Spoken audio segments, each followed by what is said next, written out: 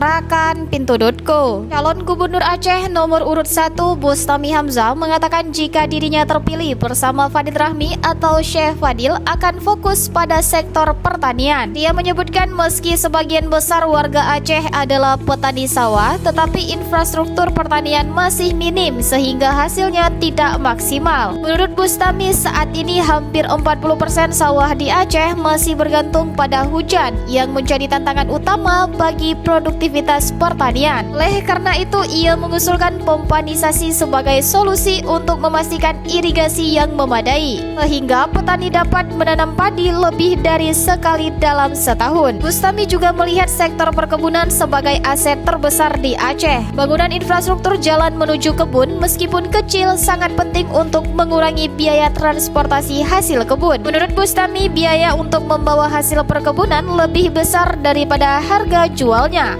Bustami menegaskan pemerintah memiliki dana untuk membeli hasil pertanian rakyat pada saat panen melimpah yang bisa membantu menjaga keseimbangan harga dan mendukung petani. Mau tahu berita terupdate tentang Aceh? Baca berita selengkapnya di pinto.co.